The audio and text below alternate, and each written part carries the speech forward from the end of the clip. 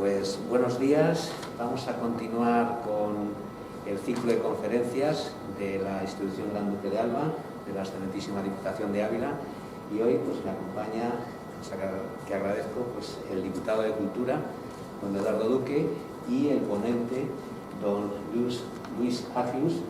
que es miembro colaborador de la institución Gran Duque de Alba en la sección de música. Bueno, la conferencia que va a desarrollar va a ser aspectos históricos inéditos de la relación entre los dos grandes caballeros de su tiempo separados por la razón de Estado. El Gran Duque de Alba, el Conde de Egmont y la crisis de Flandes. Pues yo agradezco el esfuerzo de venir de Madrid y elegir un tema pues, que nos vincula tanto, ¿no? A la institución y a la propia provincia. Bueno, por mi parte, presentar también a Luis Agius como dramaturgo, como concertista de piano, como músico y sobre todo también como compañero en Derecho, ya que es licenciado en Derecho por la Universidad Complutense. Por mi parte, nada más, que disfrutemos de esta visión del Conde de Egmont y del Duque de Alba desde el aspecto del teatro y nada, agradecer la presencia de Luis Agius en la ciudad de Ávila.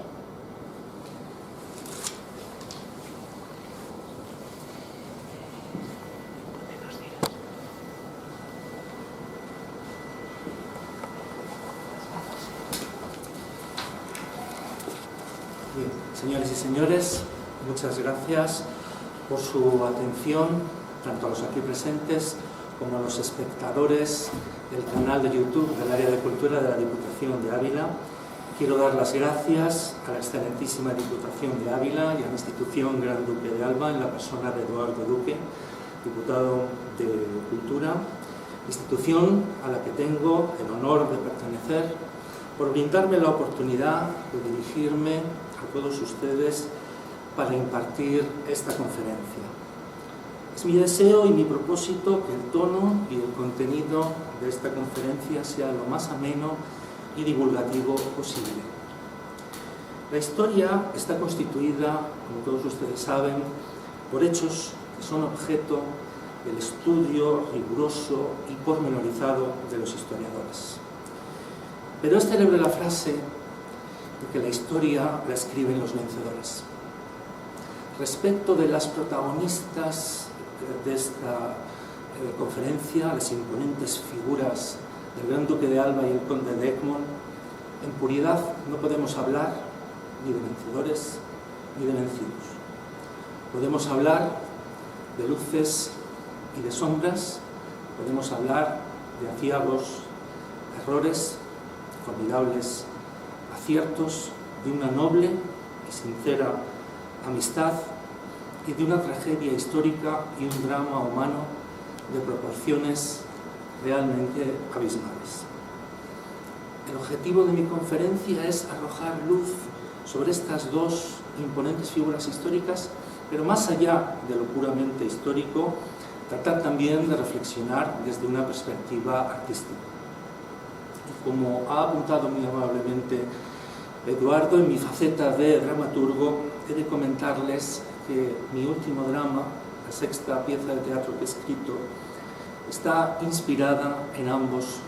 personajes, Alba y Egmont, tratando de apartarme de la visión maniquea que ha impregnado toda la cultura europea respecto de estos dos personajes.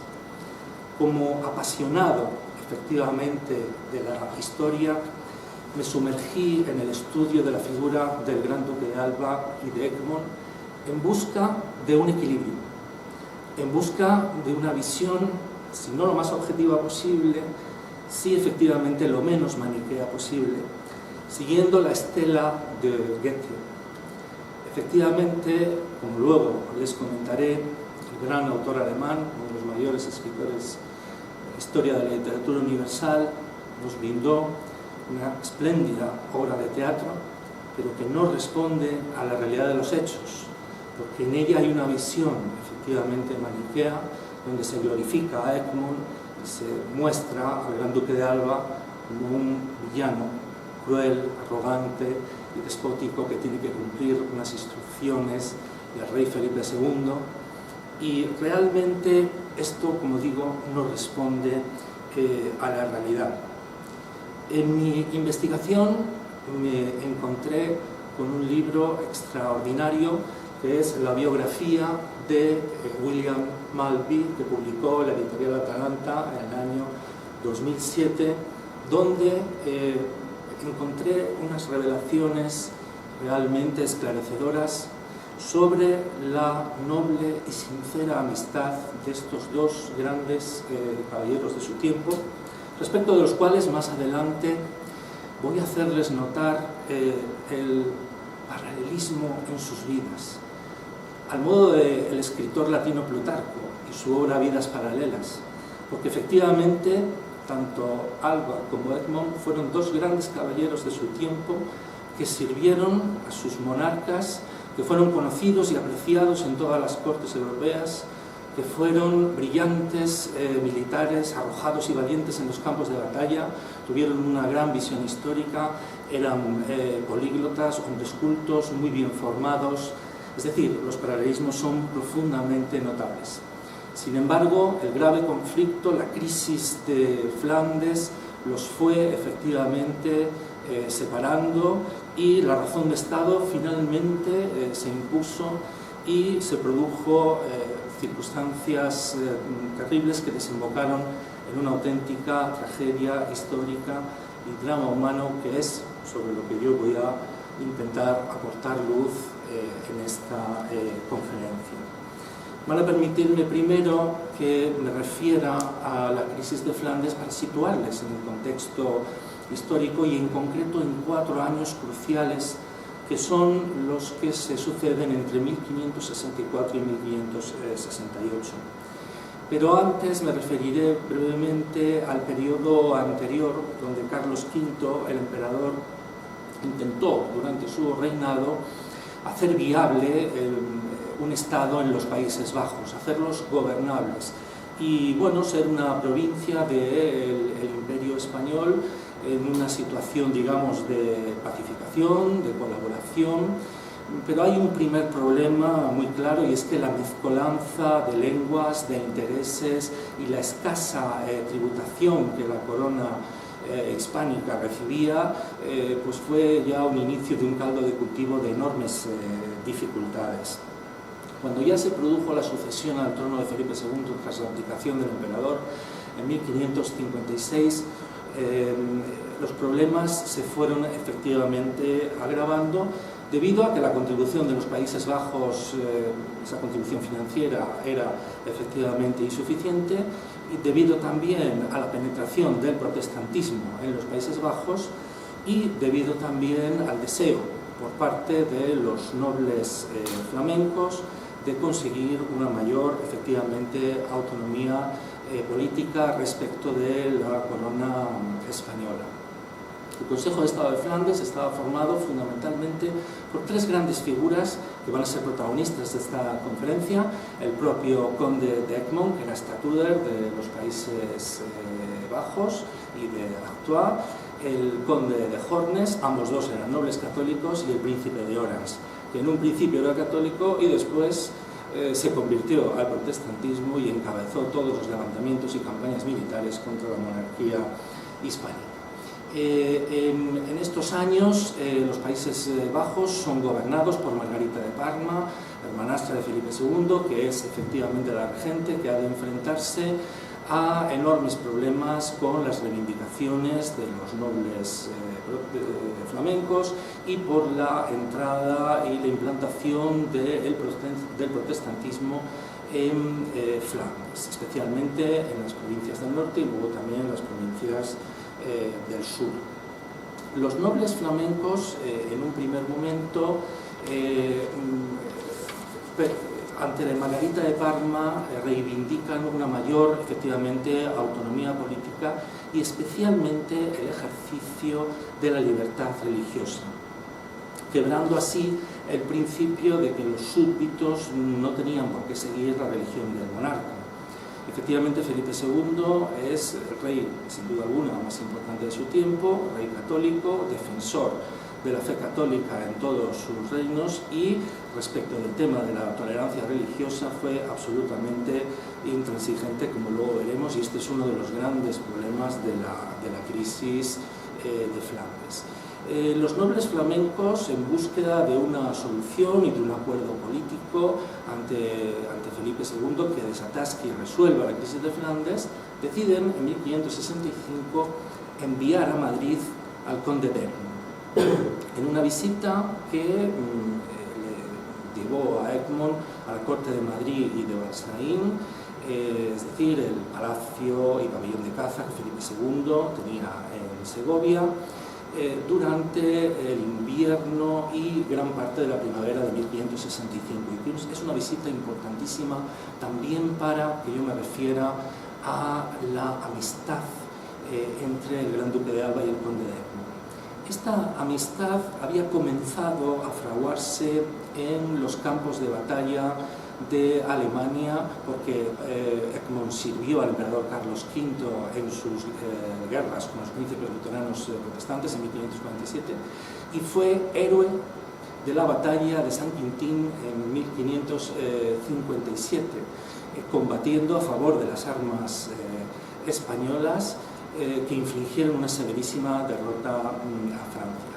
Realmente la camaradería de armas es donde realmente se pone quizá más a prueba la admiración entre distintos caballeros y que ejercen, digamos, tareas estratégicas o militares. Y ahí es donde se inició, digamos, una admiración recíproca entre el Gran Duque de Alba y Egmont. La amistad sincera y profunda, sin embargo, se consolidó en esta visita de 1565 de Egmont, en la cual Egmont estaba encargado de negociar con Felipe II un acuerdo político, presentándole un extenso memorial con unas reivindicaciones muy claras basadas en 3 puntos. La concesión de una mayor autonomía política, la abolición de los tribunales de la Inquisición y la permisibilidad del ejercicio de la libertad, la tolerancia religiosa en definitiva, y una mayor carga tributaria para los Países Bajos. Felipe II, que estaba muy preocupado por la amenaza de los turcos en el Mediterráneo y por el avance del protestantismo en Francia, por los hugonotes, que era así como eran denominados los calvinistas en Francia,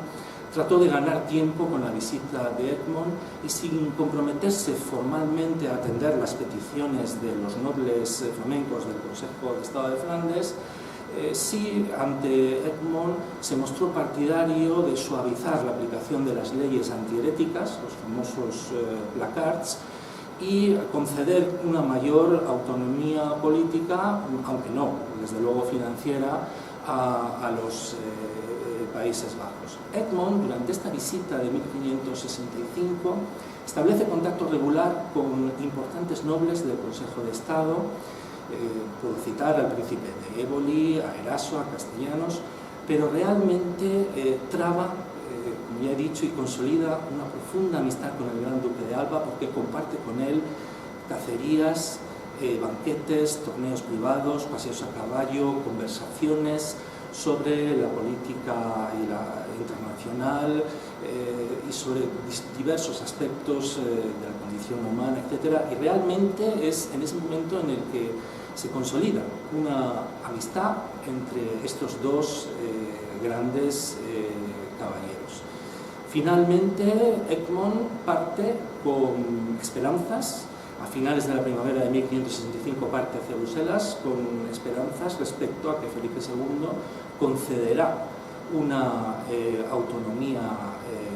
política, de algún modo, un mayor grado de autonomía política y una cierta relajación en el tema de las leyes antiheréticas. Y efectivamente, respecto de la reforma eclesiástica que se había producido en 1564, por la cual el cardenal Granvela había nombrado a algunos arzobispos católicos, y esto había molestado a los más altos nobles flamencos, bueno, pues Egmont desde Valladolid escribe una misiva a Felipe II agradeciéndole el gran trato recibido en la corte y esas condiciones. Efectivamente, Egmont fue tratado fabulosamente, espléndidamente, fue agasajado por Felipe II en su visita. Lo trató prácticamente como un igual. Ambos, tengo que decirles, que eran primos por parte de madre, y Egmont además era uno de los más altos nobles, no solo por su condición de estatuto de Flandes, sino porque pertenecía a la más prestigiosa orden de caballería del siglo XVI, que es la Orden del Toisón de Oro. Felipe II, conocedor de las dificultades financieras de Egmont, le concedió además una renta de 50.000 ducados y más dominios en Flandes añadidos a los que ya tenía, como luego efectivamente comentaré.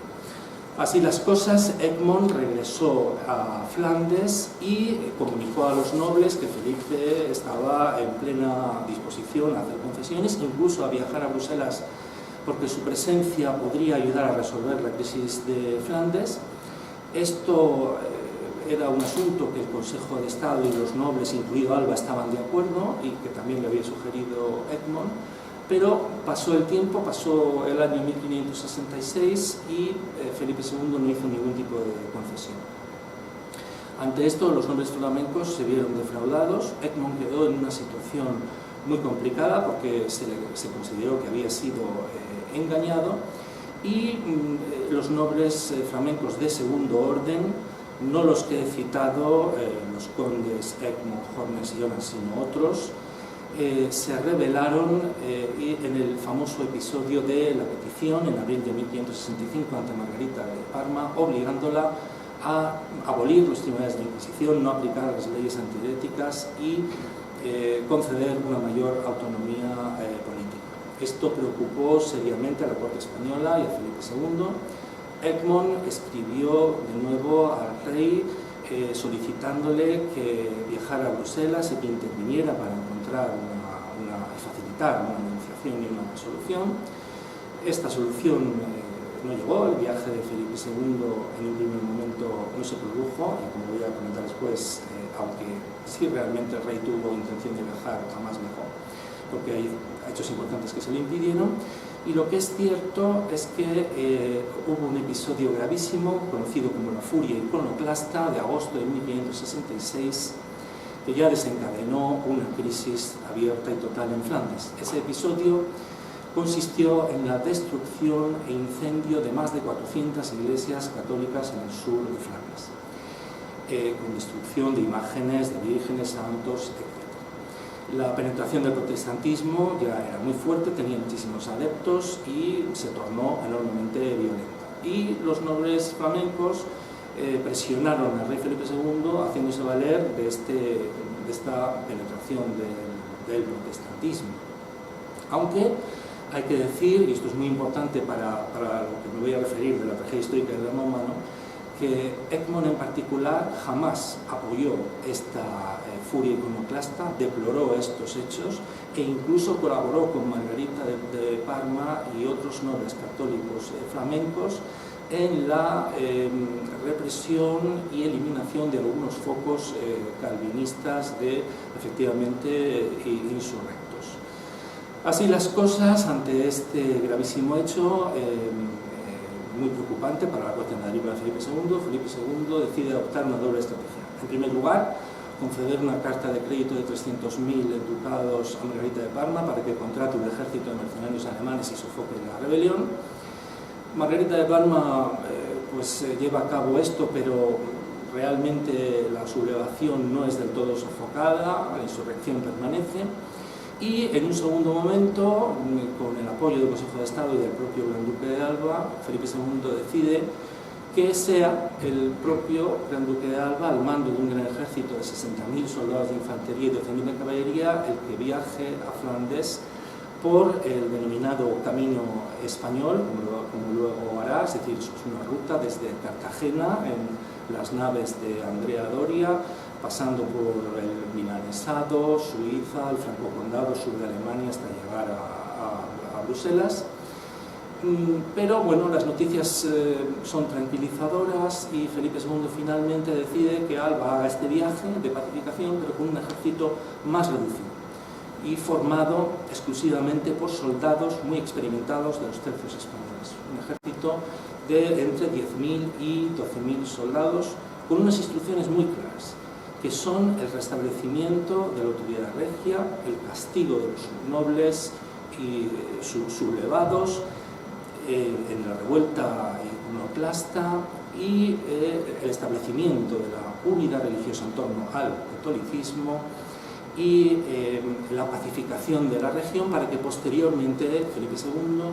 pudiera aparecer efectivamente, viajar y aparecer en Bruselas como un rey magnánimo, clemente, otorgando un perdón general y negociando una solución política. Sin embargo,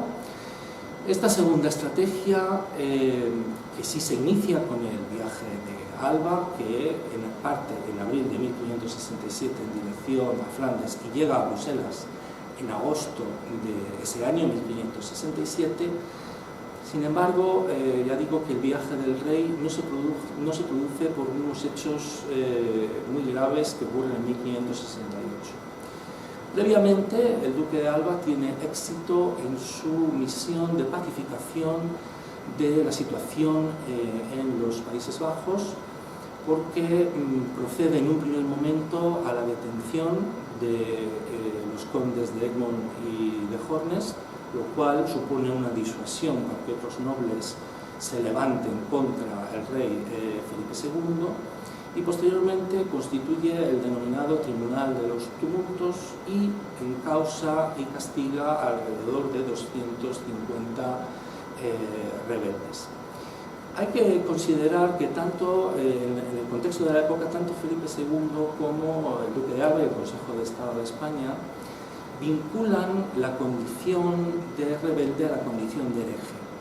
en el sentido de que aquel que se levanta contra la autoridad del rey y defiende la libertad religiosa es considerado como hereje y en consecuencia debe ser castigado,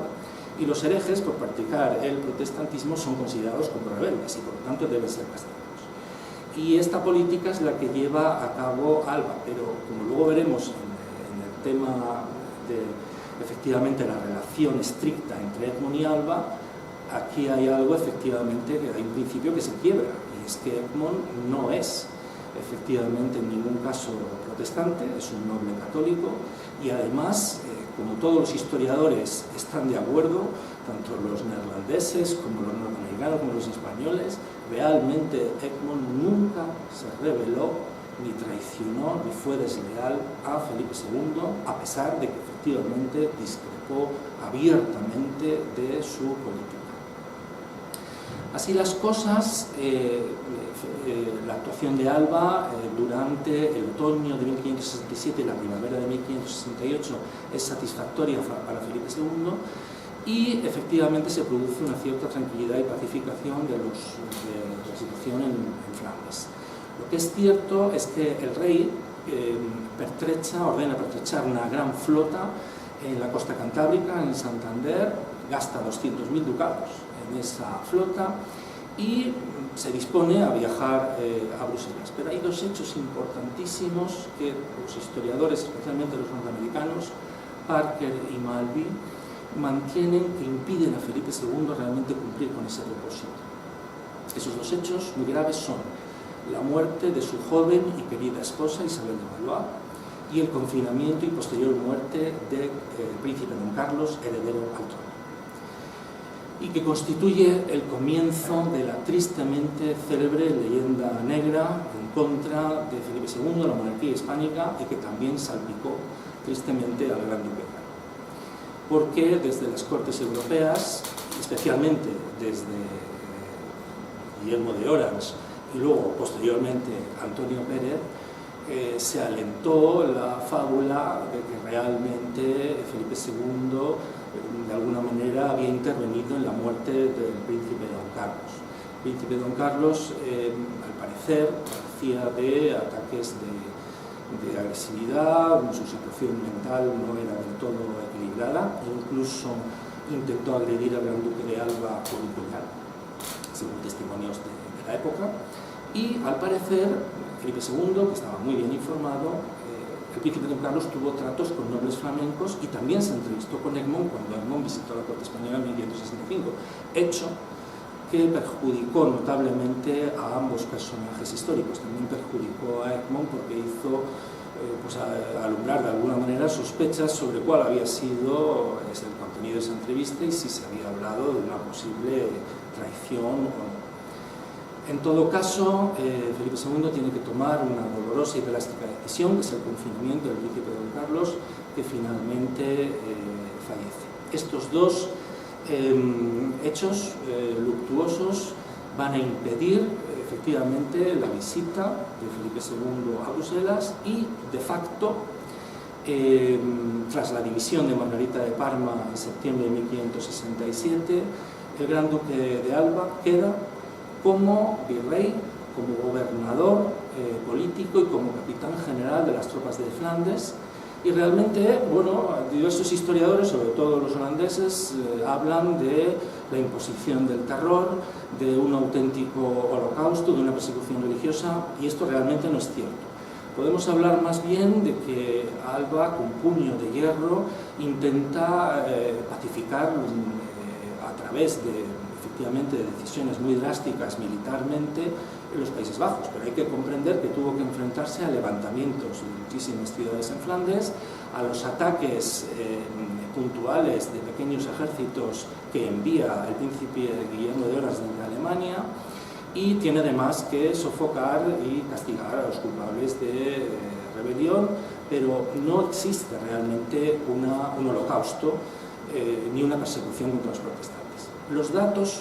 que aporta Malvi, las cifras son muy claras. El Tribunal de los Tumultos llegó a juzgar en total a 9.000 flamencos, de los cuales fueron condenados 1.083 y desterrados 20. Es decir, que no podemos hablar en ningún caso de un holocausto, ni efectivamente el duque de Alba realizó una persecución en términos religiosa, en términos estrictos, porque eso en todo caso, efectivamente, el tema de los protestantes hubiera quedado en manos de los tribunales de la Inquisición y, bueno, Alba se limitó a través del Tribunal de los Tumultos, efectivamente, a tratar de castigar a nobles y a rebeldes flamencos. Lo que sí es cierto es que para el drama humano que nos ocupa, entre estos dos grandes amigos de su tiempo, hay una fecha clave en la que se inicia la consumación de la tragedia, que es el 9 de septiembre de 1567, día en el que se produce, sin violencia y a través de un estratagema que idea el propio duque de Alba, la detención y el arresto de los dos condes y nobles católicos, Egmont y Hornes. Ese arresto es llevado a cabo con una estratagema que consiste en que el duque de Alba invita a su palacio, al Hotel de Jessy, así denominado, a cenar a estos dos nobles, y a los postres les invita a ver los planos de la ciudadela de Amberes que se está construyendo para la defensa de la ciudad. Alba se ausenta con un pretexto y Sancho de Ávila le pide a Egmont su espada. Hornes, que había salido, es detenido en el patio y ambos van a ser posteriormente confinados y recluidos en la prisión ciudadela de Gante y no serán trasladados a Bruselas para ser juzgados nada menos que hasta junio de 1568. Es decir, pasaron 9 meses desde el arresto y la detención de Egmont y Hornes hasta que Alba se encontró ante realmente el abismo de tener que decidir cuál era el destino definitivo de estos dos nobles, siguiendo las instrucciones estrictas del rey Felipe II y del Consejo de Estado. Realmente Alba tuvo que permanecer en los Países Bajos en contra de su voluntad. Él esperaba estar como gobernador solamente en un periodo de 6 meses, máximo 18 meses, a la espera de que el rey llegara. El rey Felipe II nunca llegó y aunque Alba pidió su sustitución en numerosas ocasiones, esa sustitución como gobernador no llegó hasta 1573, en que fue sustituido por Alejandro Farnesio. Antes de continuar relatándoles la tragedia histórica y el drama humano de Egmont y de Alba, voy a referirme brevemente a los paralelismos entre estos dos grandes caballeros de su tiempo, porque sus biografías nos hacen transitar por todo el siglo XVI y realmente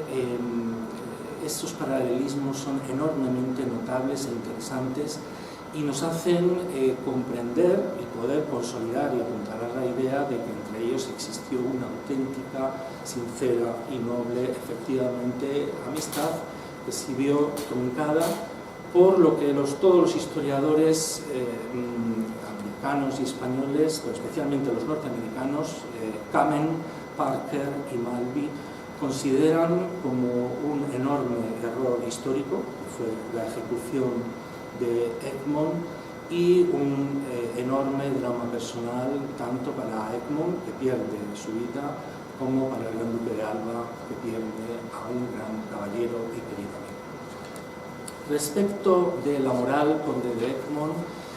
he de decirles que nació en 1522 en una población, la Met, en Bélgica, y que pertenecía a una notable familia aristocrática flamenca. Heredó Brabante y otros territorios de su hermano Carlos en 1542, y como ya he dicho, era uno de los caballeros y nobles más apreciados de su tiempo en todas las cortes europeas, culto, políglota, gran militar, estratega, arrojado, valiente, muy ducho en el manejo de las armas y efectivamente miembro de la Orden del Toisón de Oro. Realmente Egmont, como noble flamenco, discrepó abiertamente de la política de Felipe II y se vio enormemente defraudado cuando el rey no estuvo dispuesto a hacer ninguna concesión ni en materia política, ni financiera, ni mucho menos religiosa en el caso de Flandes. Y su postura ante el rey fue la de tomar distancia, la de distanciarse. Realmente Egmont se encontró con un dilema humano y político muy importante, casi, por así decirlo, abismal. Y era, por un lado, permanecer leal a su soberano, a Felipe II, y por otro lado, permanecer leal a su pueblo, al pueblo flamenco, en sus reivindicaciones. Realmente Egmont, de una manera muy inteligente, intentó encontrar un equilibrio y sin en ningún momento encabezar ninguna rebelión militar, ni alzarse contra el poder del rey, ni alentarla, discrepó abiertamente de la política del rey y abogó siempre ante Margarita de Parma por encontrar una solución pacífica. Cuando Margarita de Parma le comunicó a Egmont que Alba iba a llegar a Flandes con un ejército para pacificar Flandes, hay testimonios que dicen que Egmont le espetó a Margarita de Parma. ¿Y qué es lo que va a hacer mi amigo? ¿Matar a 200.000 neerlandeses? La solución pasaba indudablemente por una solución pacífica. Egmont abogó siempre por la solución pacífica, nunca por la independencia del pueblo flamenco, como luego veremos que Goethe en su drama Egmont hace poner en boca de este gran personaje histórico, faltando efectivamente realmente a la verdad de los hechos históricos. Egmont perseguía una mayor autonomía en el gobierno de los nobles flamencos, la libertad religiosa, el hecho de que el pueblo flamenco pudiera elegir su religión, una menor carga tributaria, pero no la independencia efectivamente de los Países Bajos. Y efectivamente hay que decir que los hechos demuestran que Egmont actuó de una manera equilibrada, porque no participó en este episodio grave de la petición, donde 300 nobles flamencos obligaron a Margarita de Parma a abolir la Inquisición y las leyes antiheréticas, ni efectivamente ante las insinuaciones de Guillermo de Orange de sumarse a un levantamiento militar, cosa que también está presente en el drama de Egmont, esta vez sí de una manera rigurosa, Egmont se negó taxativamente a ello. Y de hecho, los hechos lo demuestran porque Guillermo de Orange, cuando Alba iba a llegar a Flandes, huyó a Alemania, se convirtió al protestantismo, y ya ahí hubo efectivamente una separación muy notable entre la postura de Egmont, que permaneció en Flandes y siguió siendo católico, y la postura del príncipe Guillermo de Orange. En lo relativo a lo personal, Egmont estaba casado con Sabine, que era condesa de Egmont, tenía familia, pero ya digo, como he comentado, su situación económica no era muy próspera porque no pudo atender la explotación de sus dominios, y además tenía que soportar una fuerte carga tributaria, y fue un hombre que de alguna manera contribuyó y fue muy generoso con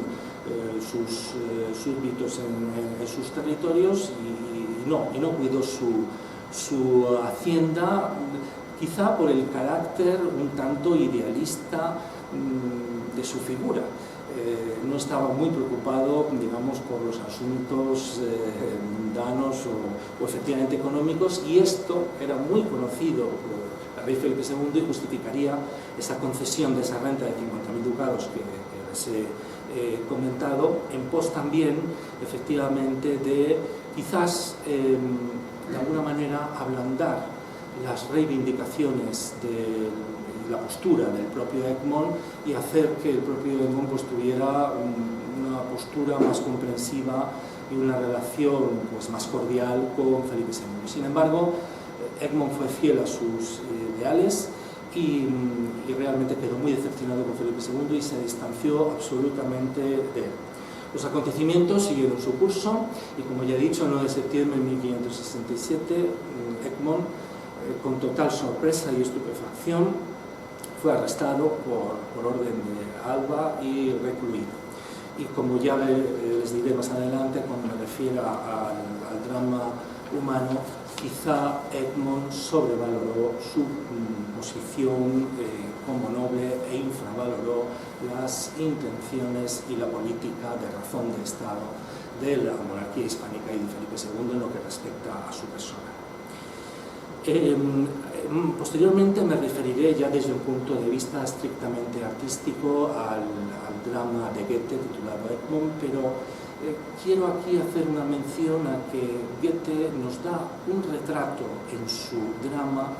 del conde de Egmont que en realidad puede ser muy plausible,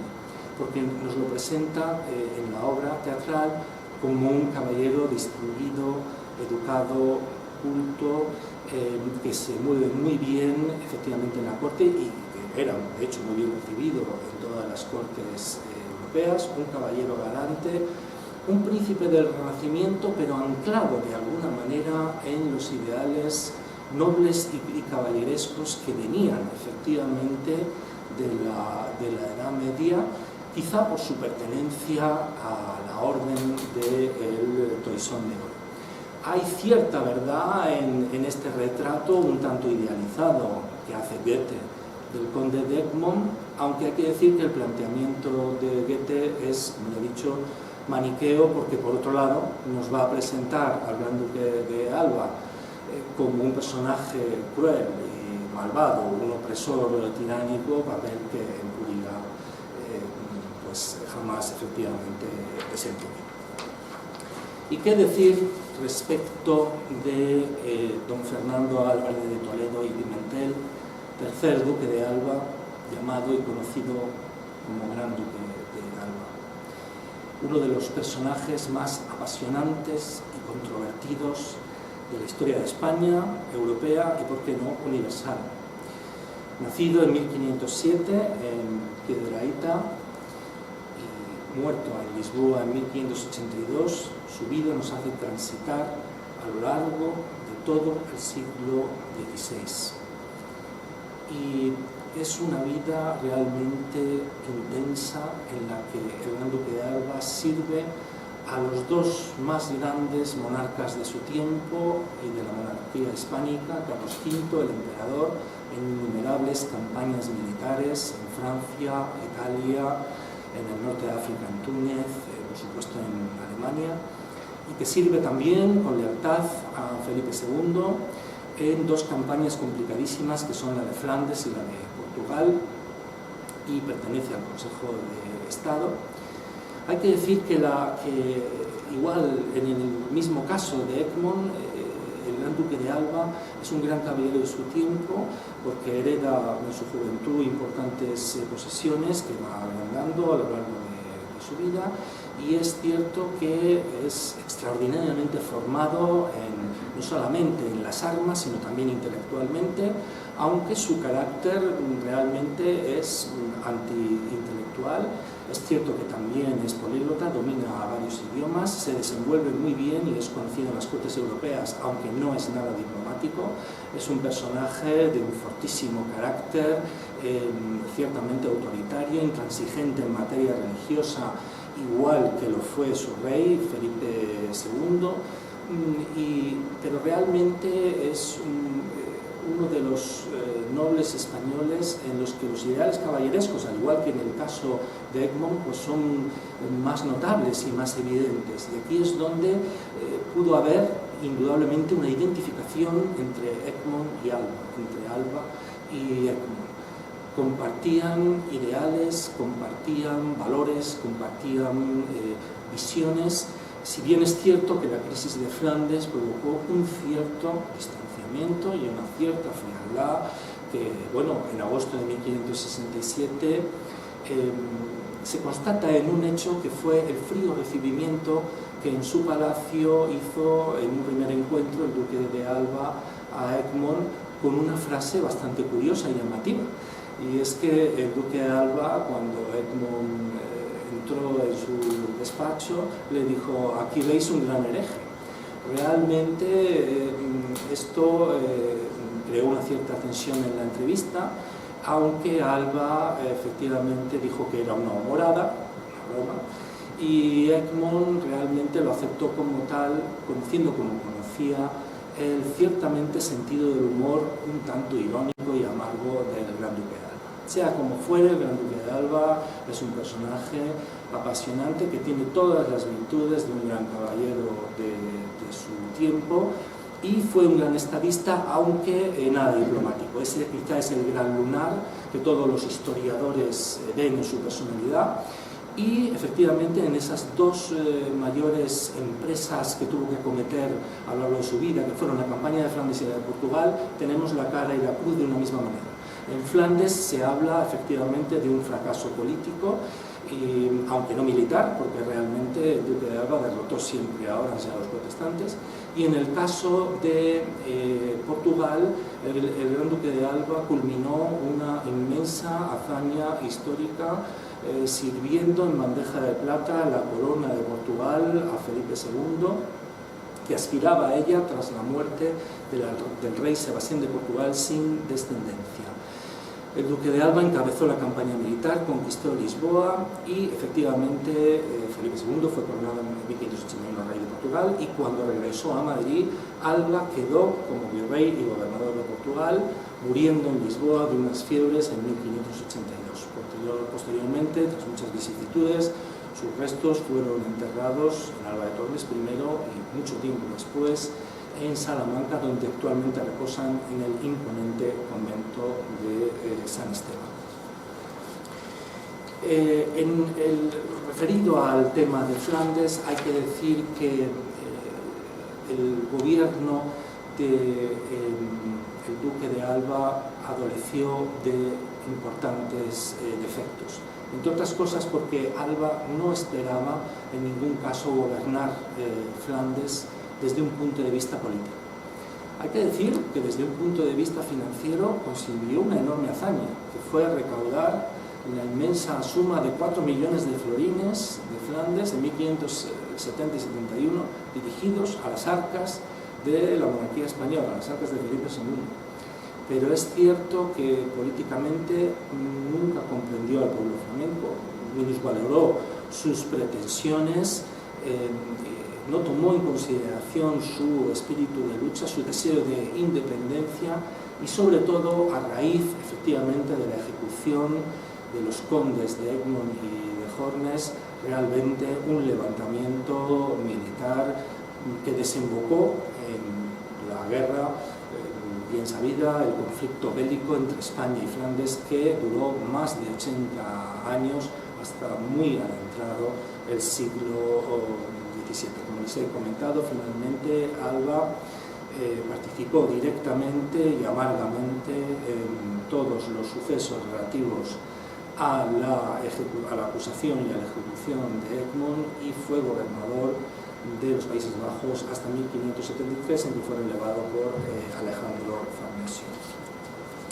Voy a continuar ahora, si me lo permiten, con el punto relativo a lo que es efectivamente el arresto y detención en concreto de Egmont y Hornes por instrucciones efectivamente del rey. Alba tenía como un primer objetivo la detención de Egmont y de Hornes, su arresto, para dar, digamos, ejemplo, o para servir de ejemplo a los nobles flamencos, y que no se produjeran otras insurrecciones o levantamientos, como señal al príncipe Guillermo de Orans de que no encabezara levantamientos contra la monarquía hispánica. Realmente Alba, según diversos historiadores, entre ellos Henry Kamen, no estaba muy de acuerdo con la detención. Malby sostiene que sí, Alba estaba de acuerdo con el arresto y la detención, pero para juzgar y castigar efectivamente al conde de Egmont, más por su rebeldía política y por su discrepancia abierta ante el rey, e imponerle una pena que fuera grave, pero que desde luego no fuera, como así fue tristemente, la pena capital, sino una pena como el destierro, la confiscación de sus bienes o una larga reclusión en una prisión flamenca. El hecho es que, como ya he comentado, transcurren 9 meses entre que estos condes, Egmont y Hornes, son detenidos hasta que son juzgados y acusados. La presión por parte de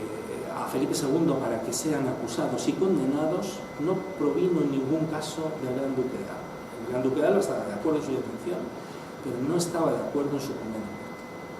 Esto los historiadores efectivamente están de acuerdo, especialmente los historiadores norteamericanos Kamen, Parker y Nava. Y efectivamente, realmente la presión para que Egmont y Hornes fueran condenados a muerte viene en concreto del Consejo de Estado y de un personaje muy importante, que es el cardenal Espinosa. El cardenal Espinosa, muy influyente, un personaje muy intransigente con el tema del protestantismo, y que efectivamente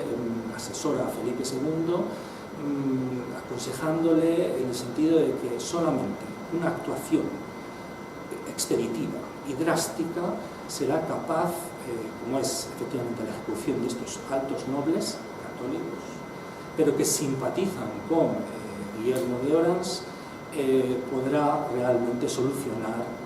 la crisis política en Flandes. Y aquí es donde nos encontramos con el drama humano. Es decir, Alba está en una situación en la que tiene que obedecer las instrucciones de su rey, comparte su ideal en cuanto al tema de la unidad religiosa, tiene que juzgar en el Tribunal de los Tumultos y condenar a Egmont y Hornes, pero en su interior detesta y deplora una posible o hipotética expeditiva condena a la pena capital. Es cierto que Alba, efectivamente, en toda la primavera de 1568 realiza una investigación y en cartas a Felipe II y al Consejo de Estado pues, informa sobre que se han hallado documentos comprometedores al secretario de Hornes que probarían una cierta connivencia entre Egmont y Hornes con el príncipe Guillermo de Orans. Y efectivamente Egmont y Hornes son trasladados el 1 de junio de 1568 a Bruselas para ser juzgados por el Tribunal de los Tumultos los días 3 y 4 de junio de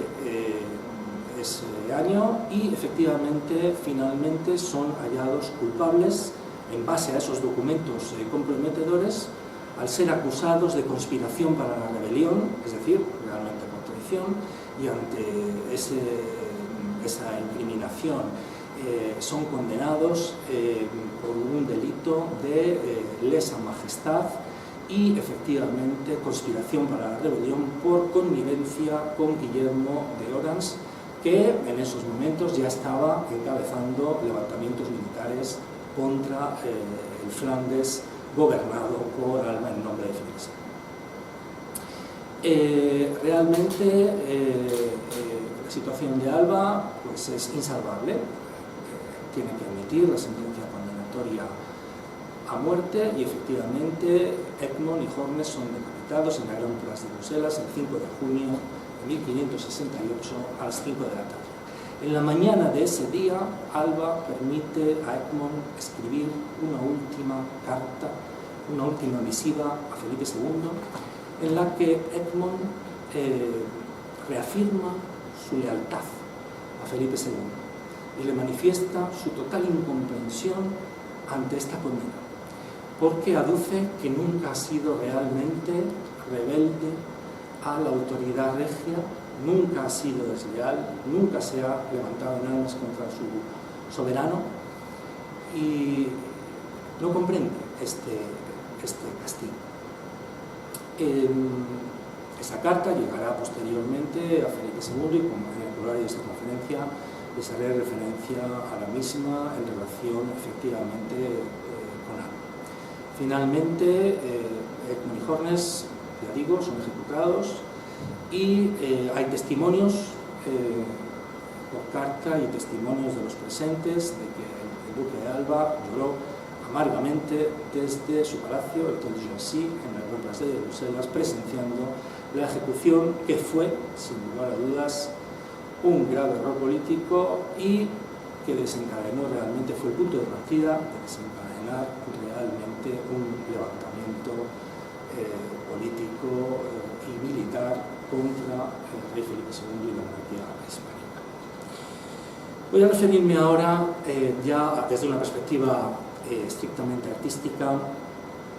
al drama de Goethe que ya he mencionado, Egmont, y a la música que Ludwig van Beethoven compuso para este gran drama teatral de Goethe. Goethe, muy interesado en esta tragedia histórica,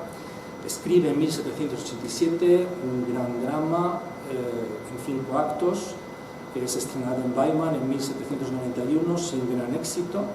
y que es refundido por Schiller en 1796. Es un drama en el que los hechos históricos de Flandes sirven de telón de fondo. Hay, como ya he mencionado, aspectos del drama de Goethe que no se ajustan a la realidad histórica, pero es cierto que Goethe sí efectivamente nos presenta a los personajes más importantes de esta tragedia con una cierta ecuanimidad. Aparece Margarita de Parma, Guillermo de Orange, el propio Egmont, de Alba. También hay otros personajes ficticios como Clarina, una supuesta enamorada de Goethe, pero voy a centrarme en los actos segundo y cuarto de este gran drama de Goethe, que es un drama en 5 actos,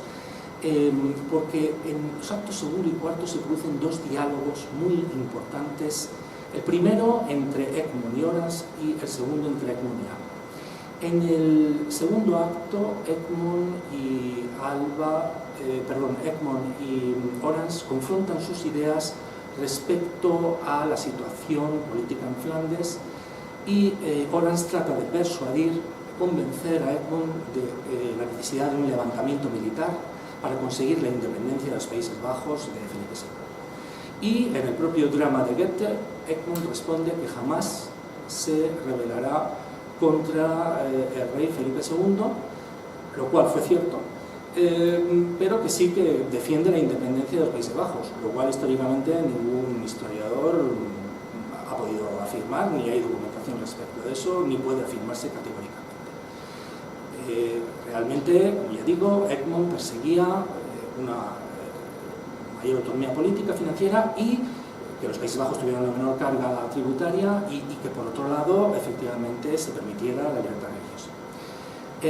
Finaliza ese segundo acto en el drama de Goethe con la negativa total de Egmont a participar en ningún tipo de sublevación militar contra Felipe II. En el cuarto acto ya está Alba presente en Bruselas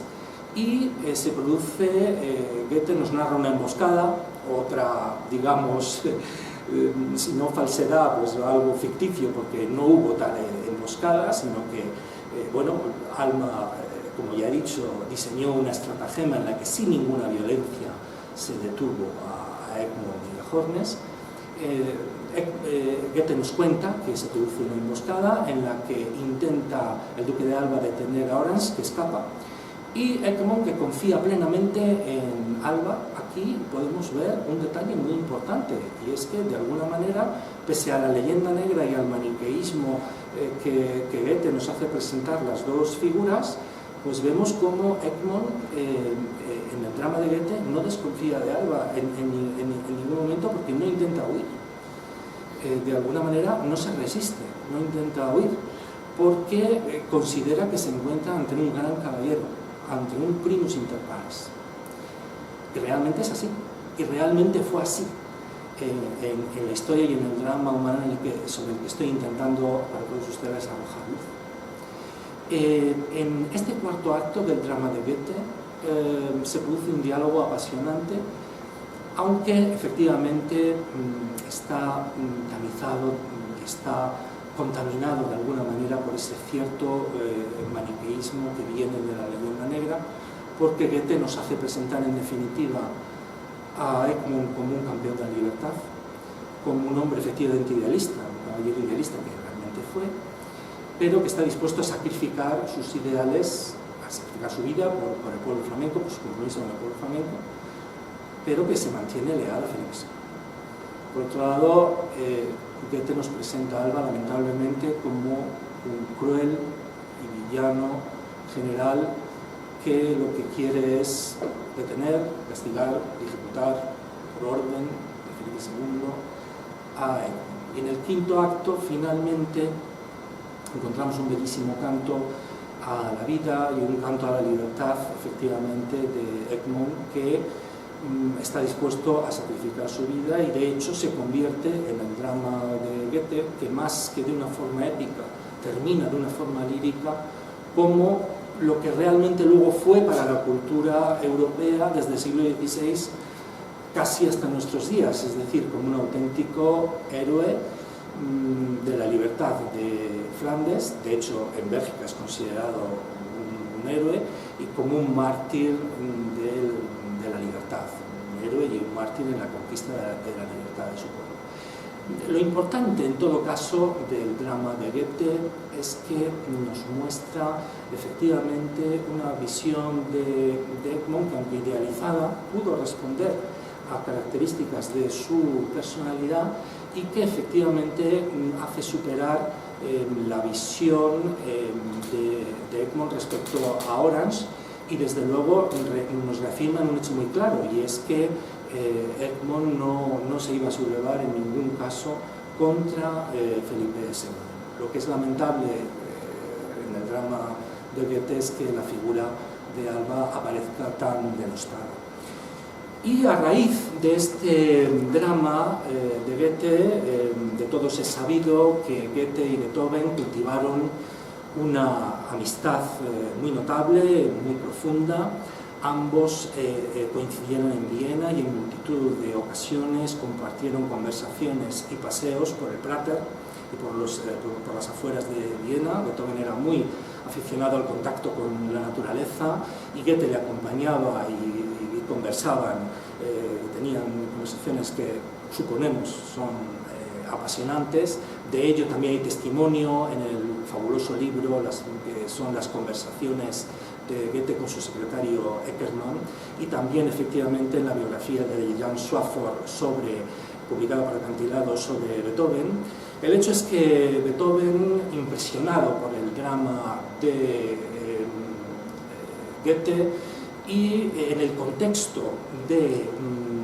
las guerras napoleónicas, en 1810 Beethoven se decide a componer una música incidental para el drama de Goethe, para Sinfónica Egmont, que es su obra Egmont Opus 84, que está constituida por una obertura formidable de 10 minutos de duración, que es una obra musical extraordinaria, que se ejecuta muy habitualmente en las salas de concierto por todas las grandes orquestas sinfónicas del mundo, y que es una obra maravillosa, a la que luego me referiré, y el resto de una música incidental compuesta por diferentes números que se intercalan durante la representación del drama de Goethe. La visión de Beethoven es una visión, dado el espíritu revolucionario del propio Beethoven y el contexto histórico, pues también en cierto sentido maniquea y claro, influenciada por el drama de Goethe, porque efectivamente nos encontramos en el contexto de, como he dicho, las guerras napoleónicas, donde Napoleón es considerado por Beethoven como un tirano, y no solamente por Beethoven, evidentemente, que intenta imponer su voluntad y su gobierno a todas las naciones europeas, y la figura de Egmont es realmente un pretexto para Beethoven para componer una música dramática, lírica, pero sobre todo épica en el final de la obertura de Egmont, esta obertura maravillosa, en la que realmente hay una reivindicación de la libertad. La obertura de Egmont es una obertura enormemente dramática, de una gran belleza, que se inicia en la tonalidad de fa menor, una tonalidad oscura, que trata de recrear la estancia y la incertidumbre de Egmont en su celda, y que va progresando desde la oscuridad a la luz, y si me lo permiten de alguna manera la metáfora, realmente en la obertura de Egmont, como oyentes y de la mano de Beethoven, vamos con Egmont transitando desde la oscuridad de la celda hasta la luz del patíbulo. Realmente la luz del patíbulo, el sacrificio o la inmolación, efectivamente, por la libertad, el sacrificio, efectivamente, realmente de Egmont, que desde el punto de vista del drama de Goethe y desde el punto de vista de las ideas revolucionarias de Beethoven, pues es considerado un líder, un mártir de la libertad y un chivo expiatorio de la tiranía del rey Felipe II y tristemente, infaustamente e injustamente del duque de Alba. Como corolario de esta conferencia, en definitiva, y del drama humano sobre el que he intentado arrojar luz, podemos afirmar que, tratando de solucionarse una grave crisis política de una manera drástica y ejemplarizante, Felipe II y sus asesores del Consejo de Estado cometieron un grave error político. La ejecución de Egmont y de Hornes suscitó amargas críticas en las Cortes europeas, produjo horror por la alta categoría de estos nobles y alentó aún más la leyenda negra contra la monarquía hispánica. Y así, todos los enemigos de España, la primera potencia de su tiempo, es decir, la Inglaterra isabelina, Francia, por supuesto el príncipe de Orange y sus rebeldes flamencos y los príncipes luteranos alemanes, a partir de ese momento trataron todavía más, si cabe, de aminorar y destruir el poder y la supremacía de la monarquía hispánica. Además, la ejecución de Egmont y de Hornes estuvo a punto de provocar un cisma o una ruptura entre Felipe II y el emperador Maximiliano de Austria, su primo, porque Maximiliano era partidario de una reconciliación entre Felipe II y el príncipe de Orange en pos de lograr la paz en los Países Bajos. Felipe II se defendió de todas estas críticas, doliéndose de la muerte de tan grandes caballeros, pero aduciendo que tenían grandes culpas y sosteniendo que su política se debía a la defensa de la fe católica y de la razón de Estado. La razón de Estado entendida, por lo tanto, como lo que convenía hacer en cada momento y que es un principio, efectivamente, que ya va a imperar en las monarquías de los estados modernos a partir de ese momento, que ya en el siglo XVII, como veremos, en la máxima expresión del Rey Sol de Luis XIV, arrogante y despótico, pues lo establecerá como la razón de toda su actuación política, de todas sus guerras y de su monarquía absolutista. Pero esta razón de Estado fue la que sacrificó, o la que llevó efectivamente a la destrucción, al sacrificio, a la renuncia y al drama de estos dos imponentes caballeros, Alba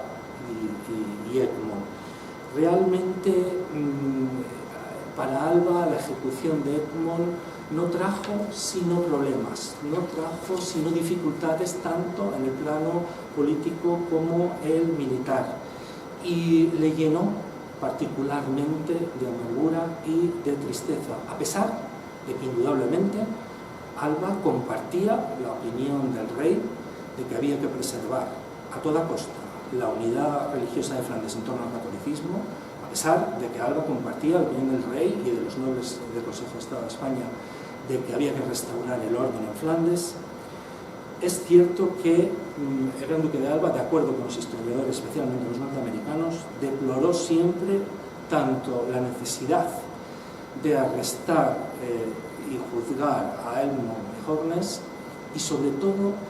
la necesidad imperiosa de hacer un castigo ejemplar con ellos y de condenarles a muerte. Y cito literalmente en una carta que tras la ejecución de Egmont escribió Alba a Chardonnay, un noble francés, embajador y muy ligado a la corte de Maximiliano de Austria. Cito literalmente en la carta del duque de Alba, dice lo siguiente: a Egmont y a Hornes, a los que considero en gran estima, como mis hermanos, y sigo citando literalmente, a quienes tanto he amado siempre y estimado. Es difícil de creer que ante un testimonio por escrito, particular, en una carta privada, no oficial, a un embajador no español, francés, vinculado al emperador de Austria, no podamos mantener que el Gran Duque de Alba deploró esa ejecución. Y no podemos no sostener que existía una relación de admiración y de amistad del Duque de Alba con Egmont. Y continúa con el testimonio de Kamen y con lo que el historiador Henry Kamen, gran estudioso de Felipe II, aporta. Kamen nos dice que Alba se sentía muy poco dispuesto a proceder a la ejecución de Egmont. Más bien prefería el destierro, la confiscación de sus bienes o una grave pena de reclusión. Cuando el Tribunal de los Tumultos encontró culpable a Egmont y a Hornes y Alba dictó sentencia, Felipe II envió a Alba una carta doliéndose de esta ejecución y expresándole a Alba sus condolencias. La razón de Estado se impuso y los historiadores norteamericanos hablan de que incluso Felipe II, con posterioridad, hacia 1569, pudo haberse arrepentido de la ejecución de Egmont y de Hornes. Hay dos hechos muy claros que demuestran también que Alba se sentía vinculado estrechamente a Egmont. Y es que inmediatamente a la ejecución, Alba escribió una carta implorando a Felipe II la concesión de una pensión vitalicia a la viuda de Egmont para que pudiera mantener a su familia, puesto que sus bienes habían sido también confiscados. Y por otro lado, tiempo después, también escribió una misiva al Consejo Real para que en un libro publicado en 1577 se citara a Egmont y a Hornes, y cito literalmente, como tan singulares y buenos príncipes, tan bien queridos de tantas y tan buenas partes. De seguro, el Gran Duque de Alba hubiera afirmado la veracidad de esta afirmación. Y vemos cómo, paradójicamente, la tragedia histórica da como resultado que Egmont se convierte en un héroe para la historia y Alba, tristemente, en un villano. Y hay que decir, para terminar, que desde ese fatídico día de 1568, tristemente el duque de Alba fue considerado así, un sanguinario y cruel personaje histórico, papel que en puridad jamás desempeñó. En el caso particular de su amigo, el conde de Egmont, el gran duque de Alba, nuestro gran noble, actuó muy posiblemente en contra de su conciencia y en contra de sus más recónditos e íntimos sentimientos en este drama humano singular, paradójico y amado. Muchas gracias.